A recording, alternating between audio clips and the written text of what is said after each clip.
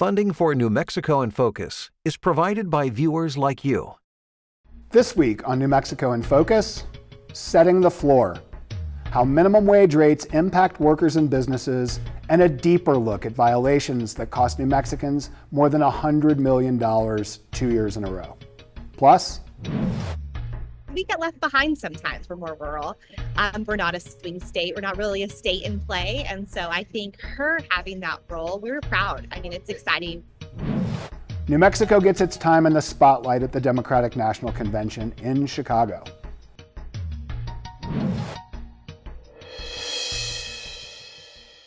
New Mexico in Focus starts now. Thanks for joining us this week. I'm executive producer Jeff Proctor. For a state with just 5 electoral votes, New Mexico has found itself in a high chair at the DNC this week. Governor Michelle Lujan Grisham scored a primetime speaking slot on Tuesday night, not long before party heavy hitters like Michelle, then Barack Obama, took the convention stage to rally support for Vice President Kamala Harris's campaign. In less than 15 minutes, we'll hear a little chunk of Lujan Grisham's remarks from the United Center. Then we'll take you to Chicago, where New Mexico delegate and teachers union head Whitney Holland gives us an inside look at the work being done in the midst of the Democrats' first in-person celebration in 8 years. But we'll spend the majority of this week's show focused on the minimum wage across New Mexico. Monday night, Albuquerque City councilors decided to hold off on any changes to the current ordinance. That's after some discussion around a proposal to match the state's $12 an hour minimum and a subsequent amendment to cut the city's tipped wage by more than half to the statewide standard of $3 an hour. $3 per hour for tipped workers are the minimum requirements for everyone in the state not living in a city with an ordinance of its own. In Albuquerque, the minimum hourly rate remains $11.10, but the state's $12 rate still takes effect as the higher wage. Albuquerque's minimum tipped wage is $7.20 per hour, which trumps the state's $3 rate. In Las Cruces, employers are required to pay no less than $12.36 per hour and $4.95 per hour for tipped workers. The city's ordinance ties minimum wage increases to inflation rates as measured by the National Consumer Price Index.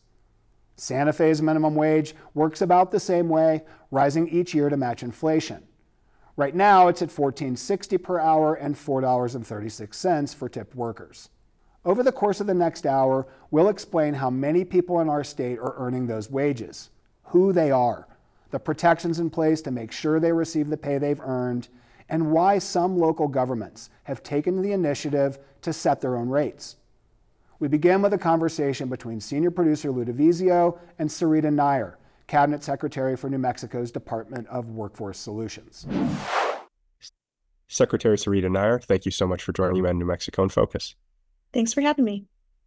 Now, I just laid out some of the nuts and bolts leading into this piece on how minimum wages work around the state and in cities like Albuquerque that have their own ordinances.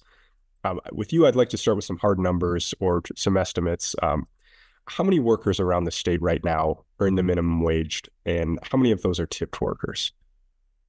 So we don't keep that statistic specifically, but estimates are that there are about 245,000 minimum wage workers across the state. And then if we look at the food and drink service population of employees as sort of a proxy for tipped minimum wage, there are about 74,000 of those folks. Okay, understood. And about how many of those are in Albuquerque? About 34,000. Okay. Just run with me with this hypothetical for a second. If I'm a tipped employee working in Roswell and I clock an 8-hour shift, we know that the state minimum wage is $12 an hour. The tipped wage is $3 an hour. I'm making that $3 an hour tipped wage and I earn only $20 in tips for my whole 8-hour shift. What happens then? What is the employer required to do? I guess I should ask. Right. So the employer is required to make the employee whole up to the standard minimum wage. Okay. So that would be, in that case, the $12 rate, $96. So that's the requirement. And that's because of statewide protections, correct? Correct. Okay. So we read stories and lawsuits related to wage theft all the time. I'm wondering, how widespread do you believe that problem is in our state? So last year, or we saw a huge dramatic increase in the number of wage and hour claims. Now, some of those are related to minimum wage. Some of them are related to overtime. So they cross a variety of different scenarios where people aren't getting paid what they should be getting paid. But already to date, since July 1st of 2024, we have received 1,504 cases, and we have collected about $544,000 in wages for those individuals. So if that gives you a sense of every couple months, that's the level of claims that we're seeing right now. Certainly. Is there any reason that you can see why these claims have been spiking in the last little while? Well, we've been doing a lot more outreach and awareness so that people understand that they do have those rights. And I think maybe 5 years ago, the department changed some of their practices to be more friendly to the workers, so that people with any size of claim were certain to be able to file a claim. But also, I think it's just a rapidly changing environment. So the minimum wage went up again in January 1st, 2023. And so, employers sometimes struggle to keep up with those changes. And so we might be seeing some of that as well. Okay. What would you say the majority of the violations that you see are related to? Is it just employers not realizing changes in wages, or are there other more malicious activities going on that you're aware of? We see a lot of employers just agree to pay the amount owed. So that suggests that, they either did it inadvertently, or, they realized that that's the amount that was owed. Maybe they had an issue in their accounting system. We do see occasionally those offenders who, it seems like they were doing something intentional. But for the most part, these claims, the employer takes responsibility. Okay. Now, you mentioned outreach and spreading awareness of protections, but for our viewers, what are the statewide protections in place to make sure that workers are actually going home with the tips that they earn during their shifts? So for any worker who doesn't think that they are being paid fairly, whether that has to do with the amount of the wage or overtime or tip pooling, all those kinds of things, they can file a claim. The information is on the Workforce Solutions website. And we will investigate that claim. Given the volume of claims that we have right now, sometimes that does take a few months, but we can recover both the minimum wage that they should have been paid, as well as people who violate the minimum wage or overtime ordinance are required to pay impacted employees the full amount of their underpaid wages plus interest, plus an additional amount equal to twice the underpaid wages. So there's a lot of motivation for employers to try to get it right. Okay. Can those protections change locally, like wages also can? If local governments wanted to institute separate types of violations and enforce those violations, I think theoretically they could. Okay. Now, the incentives for businesses to support lower minimum wage rates might seem obvious, but what reason would a local government have for lowering that rate? Are there advantages for cities to do so? I think there's a lot of differing opinions about how wages are impacting the current labor market. So we do still have an inverted labor market, meaning that there are many more jobs available than people looking for work. And in that environment, a lot of employers feel squeezed. And one of the ways they feel squeezed is by maybe thinking, that there's a lot of wage inflation going on. So that might be the motivation for some folks wanting to look differently at the tipped wage. But, we do believe that whatever that is established, as long as it is equal to or greater than the state levels, we will enforce it. Okay. With there being more open positions, how would lowering wages help fill those positions? I guess there's a disconnect for me there. Yeah, I think it's a perception that wage inflation has kind of created a situation where people bounce around to a lot of different work. So when you have the floor at, $7 as opposed to $3, again, a perception that, if that floor was lower, then the wage inflation wouldn't be such a big hit. on the restaurant and service industries.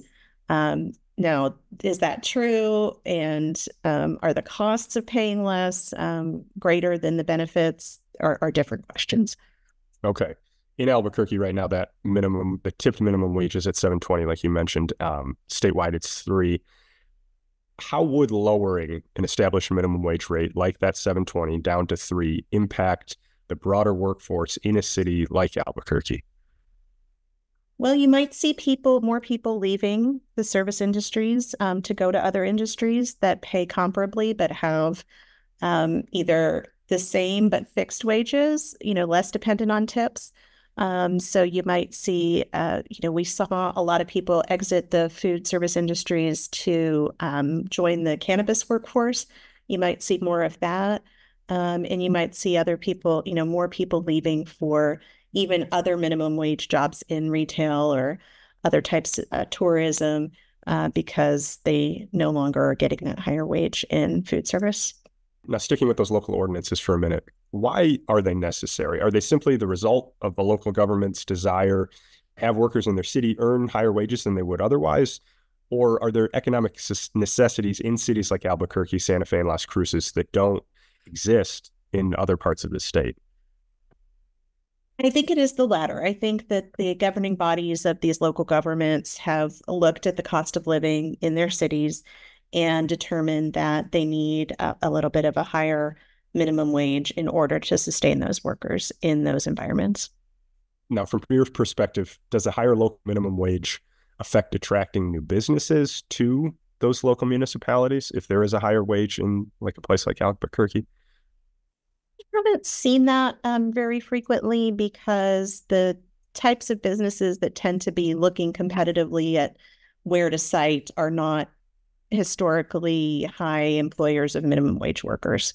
So, if you're trying to get a Maxion Solar, for example, trying to decide where to site from out of state, you're not looking at a lot of minimum wage jobs. So that's not really affecting their decision. Okay. In terms of, say, downtown Albuquerque, where there are a lot of empty storefronts, is there an argument that having a lower minimum wage rate might attract more service restaurants, bars, things like that to that area? Or there's no data to suggest that that's true. Okay. Now, the current statewide rate of $12 an hour, $3 an hour for tipped workers was established through 2019 legislation that gradually raised the wage over several years. But the $12 figure that's the last step. Is the administration involved in any legislative discussions about adjusting that rate as soon as even next session? We at Workforce Solutions have not been involved in those conversations. In the 2023 legislative sessions, we saw two bills, one that would just do another sort of set of increases fixed, and another bill that would have indexed, much like the City of Albuquerque bill, would have indexed to a cost of living type of increase. So I would expect that we would see those bills again. And Governor Lujan Grisham is a stalwart advocate for workers' rights. So we would just need to see what those bills look like to understand where the administration stood. Just hypothetically, how would a bill that's tied to cost of living, how would that work on the statewide level as opposed to at the local level with these ordinances where there are very different cost of livings between Albuquerque or a place like Clovis? Could that work on a statewide level? It could work administratively. We would just need to do similar to the way that we establish unemployment tax rates or we establish prevailing wages in the construction industries. We would have to do an annual process of looking at the consumer price index or whatever was the connected metric, and probably go through the rulemaking process to establish that new rule, the new wage, so that there was transparency and an opportunity for public comment, and then make that available far enough in advance of the new calendar year that employers could get ready for it. Secretary Nayar, thank you so much for joining me on New Mexico in Focus.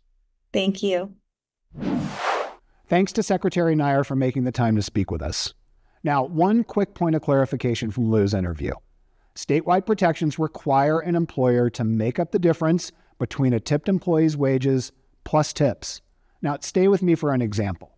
because the statewide rate sits at $12 an hour. If a tipped worker earned $20 in tips while working 8 hours at a $3 an hour rate, the employer has to pay that worker an extra $52 for that shift to get the employee up to the $12 an hour mark, or $96 for that 8-hour shift. An employer can never keep tips. That's called wage theft, and we're going to talk a bunch about that a little later in the show. Majority of folks who work in the least paid and hardest and most dangerous jobs, 12 to 16 hours a day, are immigrant workers. And so it's really tough on their families. And in places like Santa Fe or Albuquerque or Las Cruces, really immigrants are a key part of the tourism economy, the service industry, construction, really supporting so many key aspects of our economy. Right now, we're going to shift our attention to Chicago and the Democratic National Convention. That's where delegates gathered for the first time to share their support for Vice President Kamala Harris and running mate Tim Walz at the top of the party's 2024 presidential ticket. One of those delegates is New Mexico Governor Michelle Lujan Grisham, who has a long-standing relationship with Harris. The VP officiated Lujan Grisham's wedding back in 2022. The New Mexico governor wound up with a primetime speaking slot at the convention earlier this week. Our governor took the stage Tuesday night for a short speech about health care, casting former President Donald Trump as a threat to the Affordable Care Act and reproductive care. While many expected Lujan Grisham to lean into a theme of abortion rights, she touched that hot button only in passing in her endorsement of Harris. Kamala Harris will protect your right to care. She'll cap drug costs, she'll go after corporate price gougers, and ensure every woman who needs it can access reproductive health care. The governor was, of course, just one of nearly 4 dozen delegates representing New Mexico at the DNC. Another is Whitney Holland, president of New Mexico's chapter of the American Federation of Teachers and a longtime educator herself. KUNM's Nash Jones caught up with Holland by Zoom on Wednesday for a look at what happened inside the convention hall this week and some perspective on how the party platform could impact New Mexicans. So in most years, a central role of delegates at the convention is to select the presidential nominee.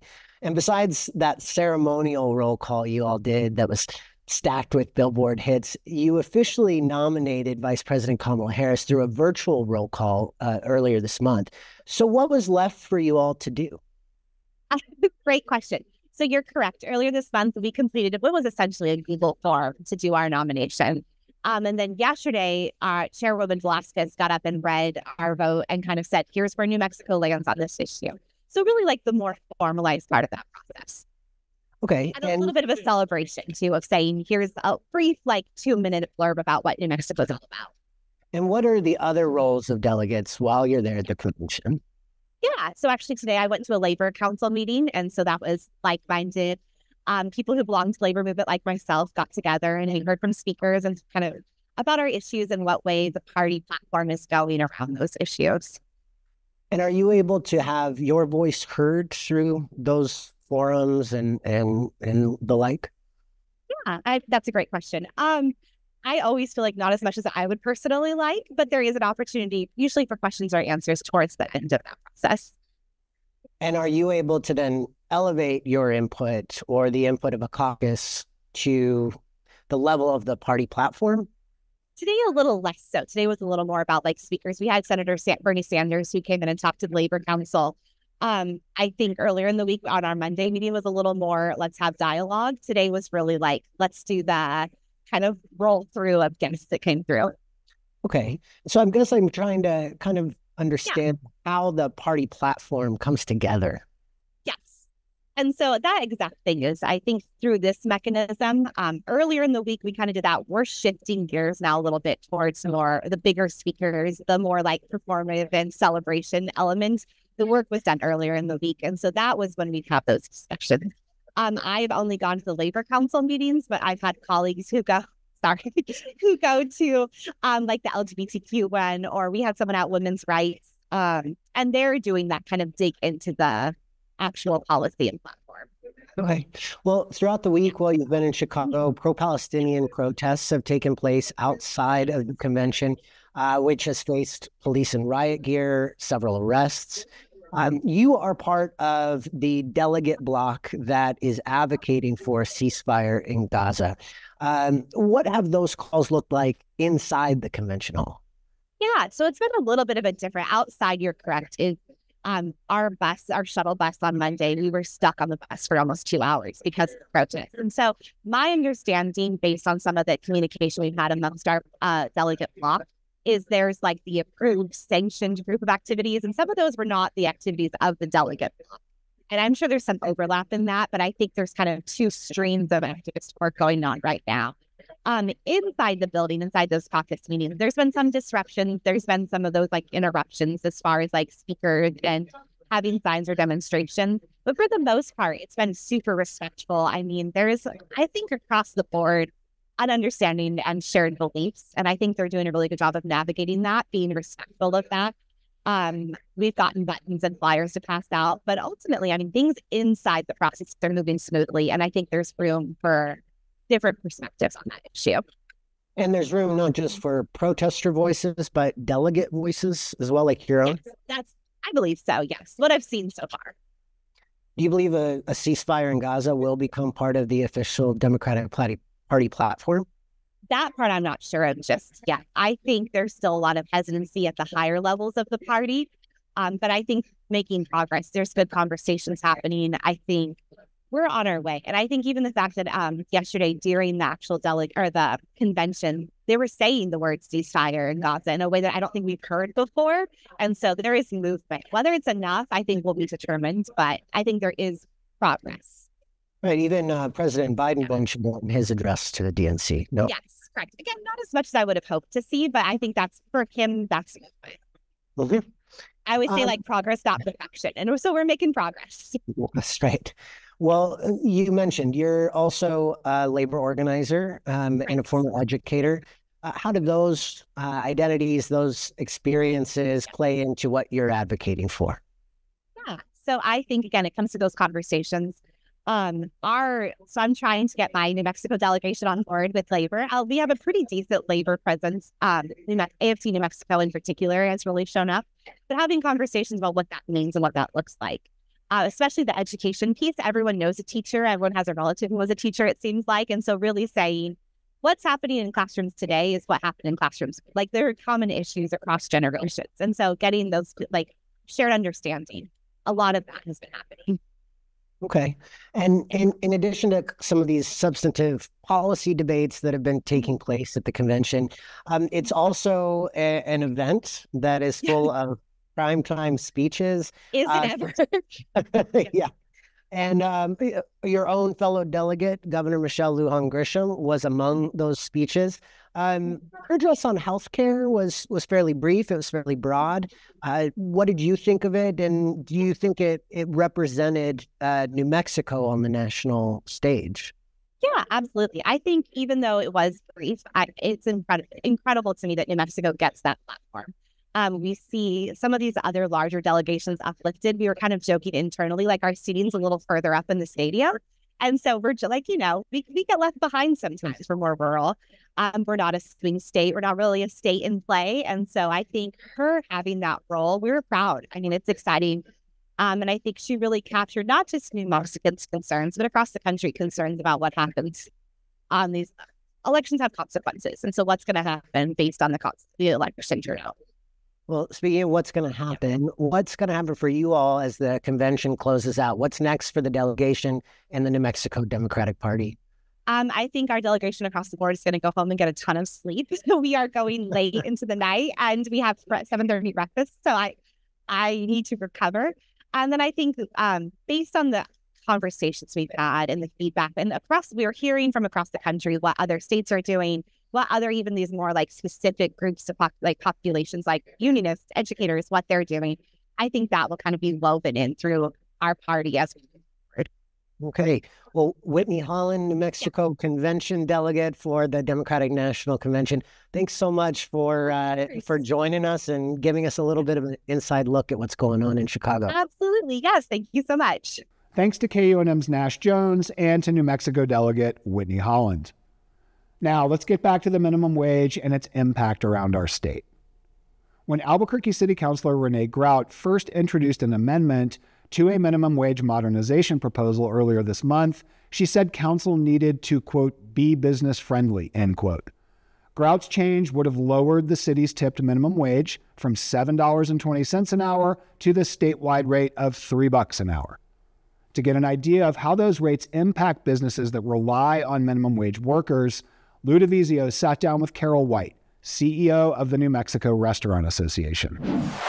Carol White, CEO of the New Mexico Restaurant Association. Thank you for joining me on New Mexico in Focus. My pleasure.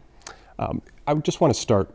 Could you explain the role of your organization? Who do you represent, and what role do your members play in the state's larger economy? So we represent restaurants throughout New Mexico, so we're a statewide organization. And there are over 5,000 restaurants in New Mexico, and we represent all of them. And then some of them are our members. So about 1,500 members is who are in our membership. Okay. Does that involve paying dues? Yes. Okay. Yeah. What are some of the largest economic barriers facing your membership, but restaurants in general around the state?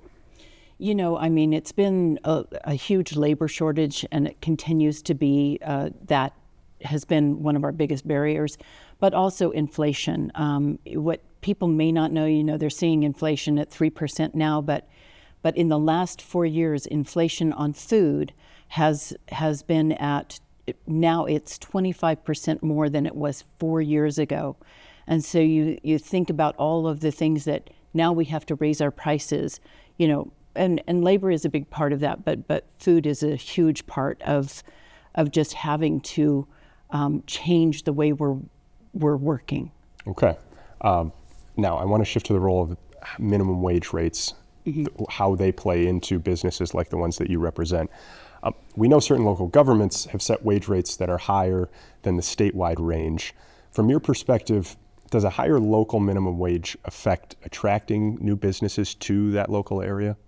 It absolutely does, because as you know, with all things being equal, if I'm looking to place my company somewhere, I'm going to go where those costs are lower. And you think about it, Texas hasn't raised their minimum wage. No, even district in Texas has raised their minimum wage. Their minimum wage remains at $7 an hour, $7.25, I think.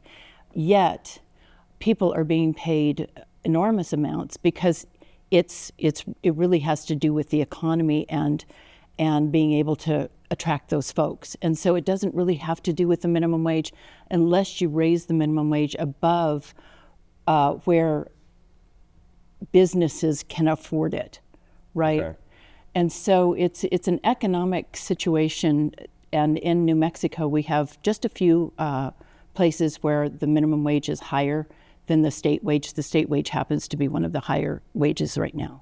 Okay. Now, would a business, to your point earlier, like a restaurant, ever look at Albuquerque, see a more than double tipped wage requirement, and decide to open in a place like Rio Rancho instead? And can you think of an example where that has happened that you know of? I'll kind of give you the opposite, and that is the reason we even thought of this is a restaurateur from Santa Fe. He had opened a restaurant here. He has multiple restaurants, but he had opened a restaurant in Albuquerque, and he was floored by the fact that we were paying servers such a high rate. Servers make most of their money in tips. And so in Albuquerque, he had to pay the servers such a high rate that it forced him to condense his payroll, and he can't pay his back of the house like he pays them in Santa Fe. So, and by back of the house, I mean cooks and dishwashers. Cooks and dishwashers cannot legally participate in the tip pool because they make at least a minimum wage. So there's so many nuances. And just for example, you know, in cities, we have a city minimum wage law, we have a state minimum wage law, and then we have a federal minimum wage law. And you have to layer those on. And then each restaurant and small business, anybody, now you have to figure out which layer you have to abide by. And it's, sometimes it's very difficult. I had one restaurant call me and they said they are in Santa Fe, but they are also in Santa Fe County. So they had been paying the Santa Fe County wage for the last year and not the Santa Fe wage, which is sometimes just pennies difference. Sure. But, when they got audited, they didn't realize that they were paying the wrong wage rate. So it's quite confusing. And, it's multiple layers of regulation. Okay. Now, a proposal that would have lowered Albuquerque's minimum wage, tipped wage, is on hold at City Council. Is there any concern that lowering the tipped wage so dramatically would make it harder for bars and restaurants to hire and retain the workers they need? It hasn't been a problem. I mean, Santa Fe has a tipped wage of $3, and that's basically what they pay. Now, they pay much more than the $14 Santa Fe minimum wage rate to get people in the back of the house. Okay. But servers, because they really rely on those tips for most of their wage, they're happy to just work. Okay. Now, how does worker turnover affect successes and failures in your industry? Is that something that you've seen more of recently? Has it changed over the last few years or so? It has. I mean, since the pandemic, we've had a real hard time getting and keeping, and especially those back of the house employees. Again, the servers make tips. They do very well. I think the average server in New Mexico makes $28 an hour, whereas we can't afford to pay the back of the house that much. And I know people say, well, you just need to pay them more. And I get that, but there's, just like your home budget, there's only so much money that we can put into that wage pot. And because we're also having those pressures of all of the inflationary pressures with the food costs. So now you've got restaurants that are having to raise their prices, and people stop going out when it becomes too expensive for them to go out. It is more expensive than a grocery store in many cases. But, so there's so much pressure for restaurants to raise their prices yet keep their prices the same. I mean, I've had politicians come to me and say, tell restaurants to stop raising their prices. And I'm like, well, don't you think they have the same pressures that you do in your own home? Groceries are very expensive, and CPI doesn't take that into account. So I may or may not have answered your question. No, but you got there for the most part. Okay, good.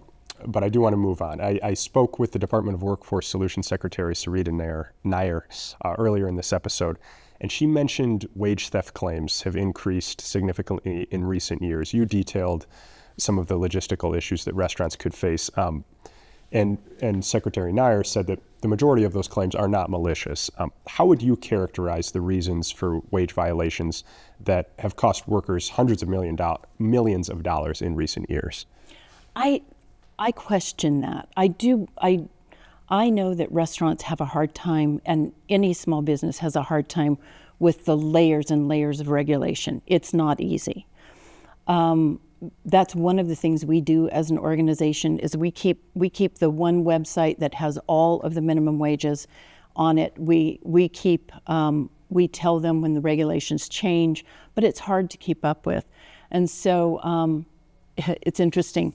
I think the federal auditors, so the Department of Labor federally, said that they did over 5,000, and some of these numbers are not going to be right, but the ultimate, they did over 5,000 audits on restaurants and found something wrong in every single one of those. Now, what that says to me is not that every restaurant is maliciously doing something wrong, but what that says to me is it's very difficult to follow these laws. And I would say some of the best restaurants, even the chain restaurants, don't do it all the time, and they've got lawyers upon lawyers and HR people to keep them on the straight and narrow that most small restaurants do not have. And so I would say like she said, it's not usually malicious, and I think people are surprised when they find out that that may be what's happening. Understood. Okay. Carol White, thank you so much for joining me on New Mexico in Focus. Thank you. Okay, now that we've heard from the business interests that employ many of the people who earn minimum wage, it's time to talk with someone who organizes with many of those workers. Marcela Diaz is the founding director of Somos Un Pueblo Unido, a statewide immigrant-based organization that works to promote racial and worker justice in New Mexico. Marcela has been organizing minimum wage workers for decades in our state. In many instances, these are some of the most vulnerable people here, and not just because of how little money they make. In her conversation with Lou, Marcela explains the barriers that block people of the bottom rung of the wage ladder from climbing higher. Marcela Diaz, founding executive director of Somos Un Pueblo Unido. Thank you so much for joining me on New Mexico in Focus. Thank you, Lou. Happy to be here. Now, I want to start with a bit of a profile of minimum wage workers in New Mexico. Who are we talking about when we talk about people making the lowest rate possible? Well, we certainly are talking about folks who are working in some very key and essential industries that typically are minimum wage and also often subject to minimum wage violations. And that's the home health care field, folks who work in social assistance, right? So home health care, child care, folks who work in private households are often minimum wage workers and are often subject to wage theft, people in the food industry, in agriculture, certainly. And so those are a lot of the folks that we work with who are working and still making minimum wage or close to it. We, of course, as Somos Un Pueblo Unido, we are a statewide immigrant-based economic justice organization, and the folks that come to our organization for help with these issues or to support campaigns and to be a part of campaigns demanding higher minimum wages and better benefits are immigrants, both documented and undocumented.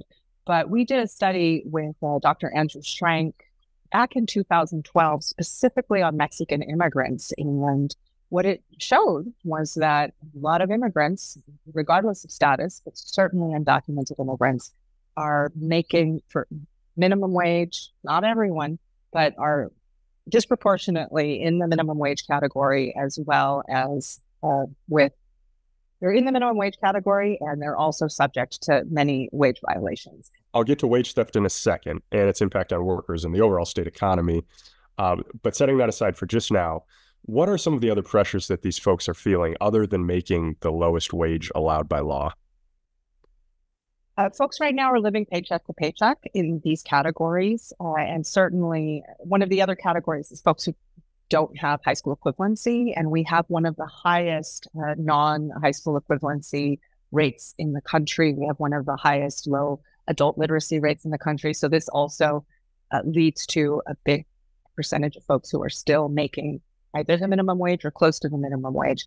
And so the pressures are the pressures that we all have, but more acute. And that is that they are dealing with rising housing costs across the state, and certainly in urban areas like Albuquerque, Las Cruces, and Santa Fe. But we see this also in places like Clogs, New Mexico, where Somos Un Pueblo Unido has a lot of members, and Carlsbad, just cost prohibitive to certainly buy a home, but to even rent. And so folks are spending far more than 1/3 of their salaries and their wages on monthly wages on housing.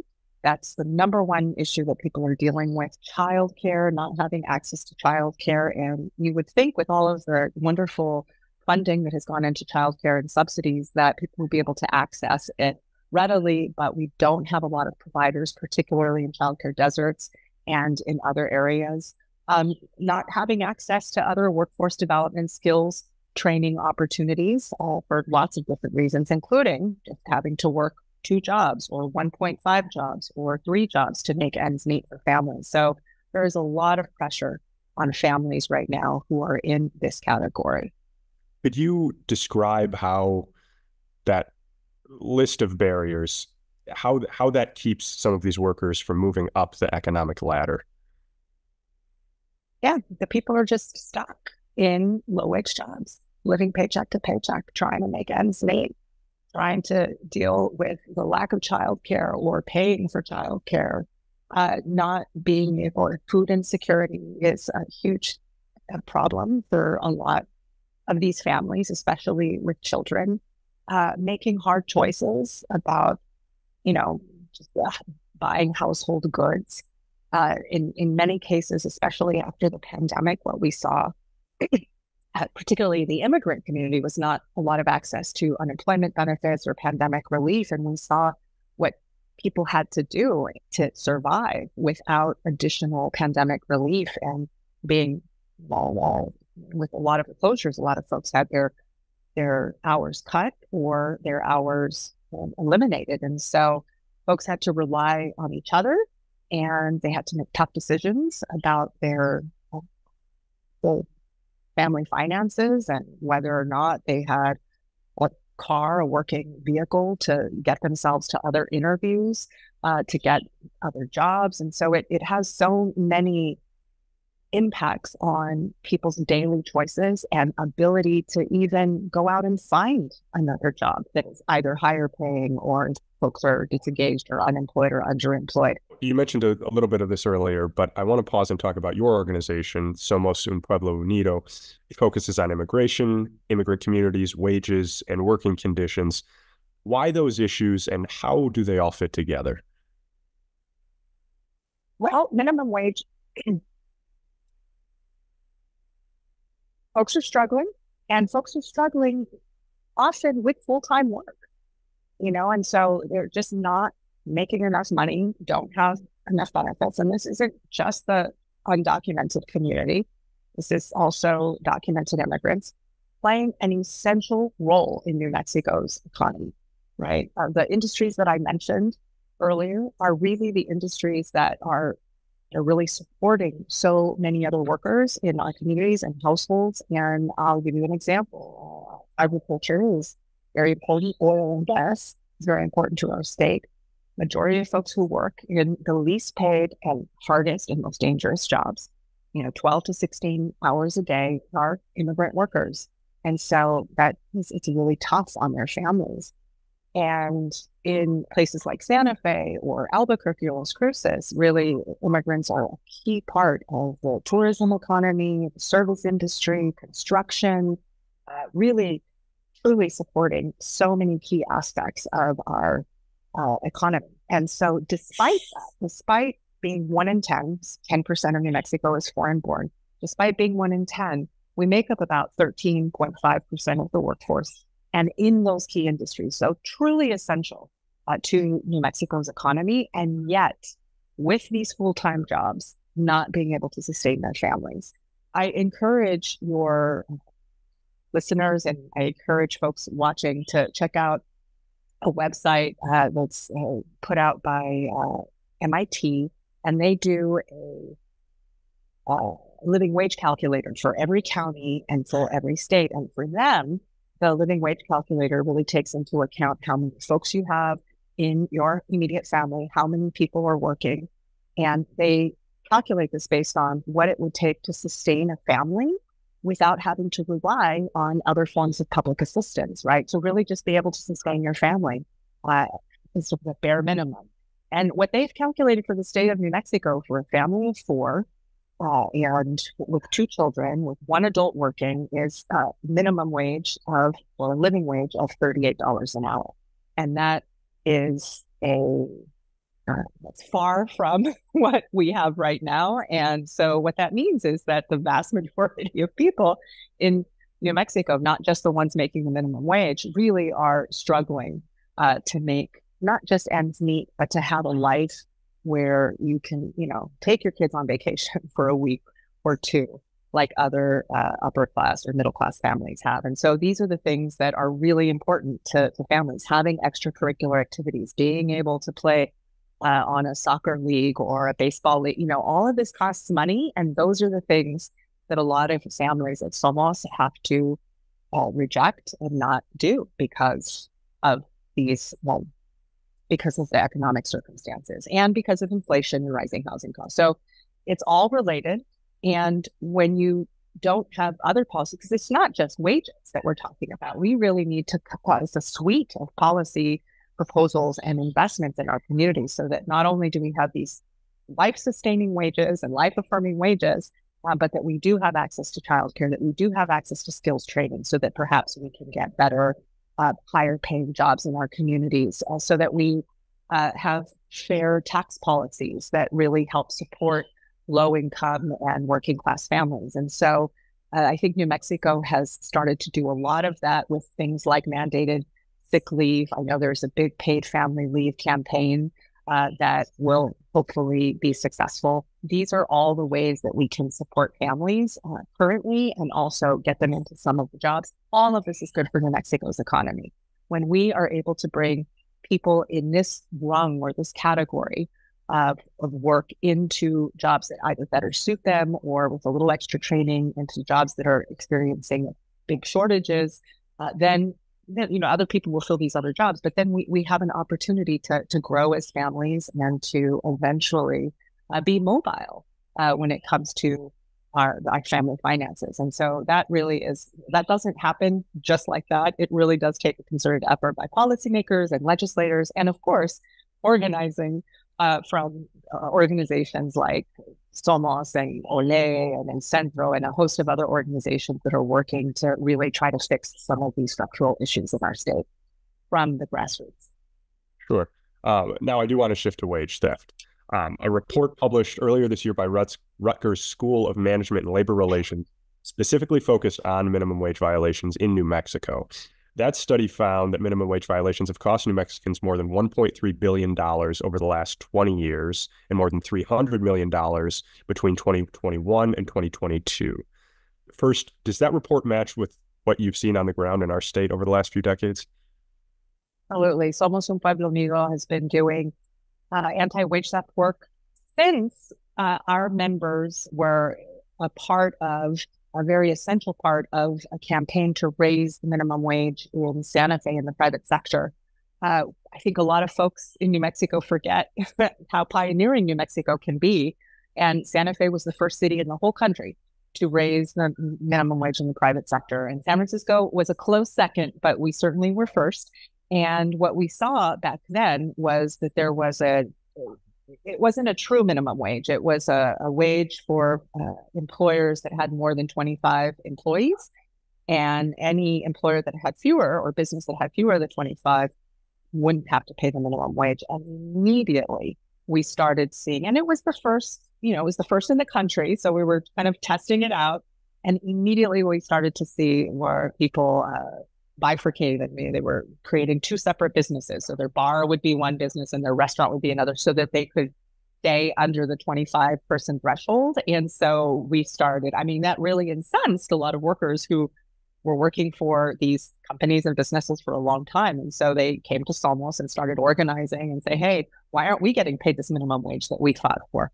And it was because employers were skirting around the law by using some of these loopholes. And so eventually we fixed that loophole, created a true standard, which really is what minimum wages and basic labor standards. Very hard it's very hard for employers, but it's certainly harder for workers when you're seeing different standards for, we're not seeing minimum wage standards, and where you're cherry picking who gets it, who doesn't get it based on the number of employees, et cetera. So that's when we really started seeing a rise of wage theft, or at least that's when people started coming to Somos. And what we also realized was that we couldn't really, as we were sending a lot of folks to the Department of Workforce Solutions, that the laws weren't very strong in New Mexico. And so we started working with folks in the department who actually came to us. This was under the Richardson administration back in 2008. And say, you're sending all of these folks to us, and we actually don't have really strong laws, and we would like to be able to help them more because they're clearly suffering as a result of this, of not getting paid the wages that they've worked. And so, we went statewide grassroots campaign to actually strengthen New Mexico's wage and hour laws and to create higher penalties, longer statute of limitations, and really give the Department of Workforce Solutions an opportunity to really be robust in its enforcement, create more deterrence, but also recognizing that, and that we did in 2009. So we went from one of the states with the weakest anti-wage theft laws to one of the states now with the strongest. And that's great. But what it does, in addition to being a deterrent to employers in being wage thieves, it recognizes that when you're living paycheck to paycheck and you have a car payment and you have a rent payment and you have, to take your kid to urgent care and you have to pay money and co-pays and all of that, that when you are so tightly budgeting your family household needs and all of a sudden you're not getting 2 weeks worth of pay, or you didn't get the money that you thought you were going to get that month, that can be really destabilizing. It can quickly propel people into immediate poverty, and it can be incredibly stressful for people to figure out how to do that. Oftentimes they go to get short-term loans with really high interest rates, or they borrow from friends and family and just to make ends meet. And this can be really destabilizing. So having higher damages and penalties really does recognize you need to be made whole, and being made whole at this point isn't just paying your straight wage. And I think people don't know the different ways that people are victims of wage theft. It's non-payment of overtime, off the clock. People are asked to clock in when the first clients or customers come in and clock out. Or for instance, if you're working on a job site and you're taking the company vehicle and you have to be there at 8 o'clock and you're taking the company vehicle someplace to do a job, they don't start your clock until you get there. That's a form of wage theft. Those are off the clock violations. It happens so often, like at car washes, for instance. Illegal deductions. So if you break something, it's a part of the job or something, and then you have to pay for it. And then for tipped workers, it's employers stealing tips or saying you're just going to be a tipped worker and we're not going to give you the check for $2.13 or $3 in New Mexico. Now, back to the minimum wage itself for a second, and the purpose that it's meant to serve in terms of how it fits into the larger framework of our workforce. How does a minimum wage rate impact wages up the economic ladder? Well, it's what we call raising the floor. And so when you have a floor that is well established and you raise it, and this is our sort of in traditional labor parlance, we're raising the floor, and it's not just around wages, it's around benefits like mandated sick leave or family leave. What you're doing is you're really taking the folks and you're giving them a boost, and that trickles up. It's like a trickle up effect, and it gives a boost to other employees and other workers. And that means that's more support for working class families, and then also more tax revenue and more money going back into our local economies, because workers generally spend locally when it comes to their wages. And so that's really important. And we talk about this a lot at Somos. Like, what does it look like? Because not everyone is making the minimum wage. So what does it mean to raise the floor? How does it impact other workers?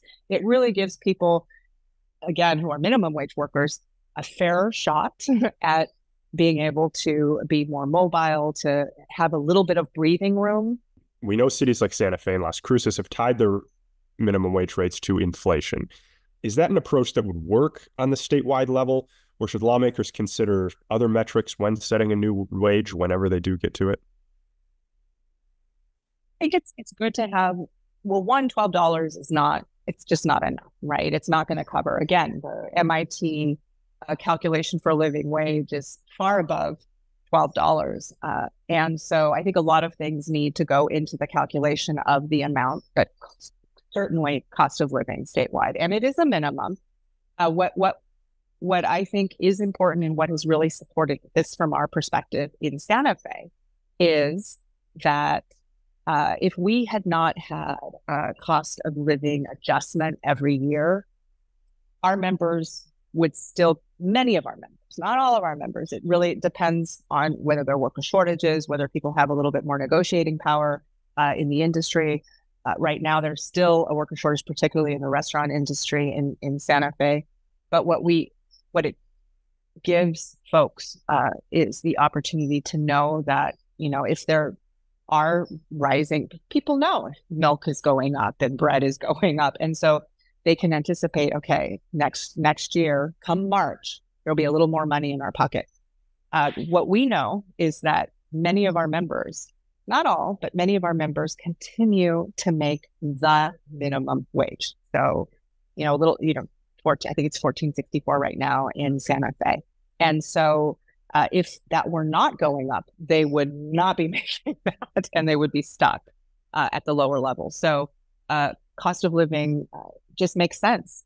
Many other workers in different sectors, this is expected. They're getting their raises, even if they're nominal, they're going up every year little by little. And so minimum wage, it makes sense to do it. And it's been working in Santa Fe. And when it hasn't gone up, then those wages stay stagnant. But generally, things are getting more expensive. Housing costs are getting more expensive. And so all of that needs to be taken into account when determining the minimum wage. And we absolutely support at Somos, because we've seen it work in Santa Fe, a COLA adjustment or a cost of living adjustment.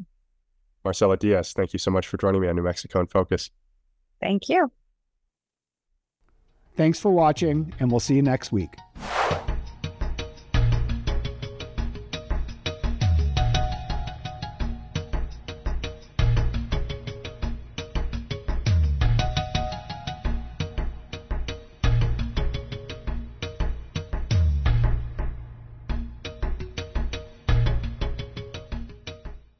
Funding for New Mexico in Focus is provided by viewers like you.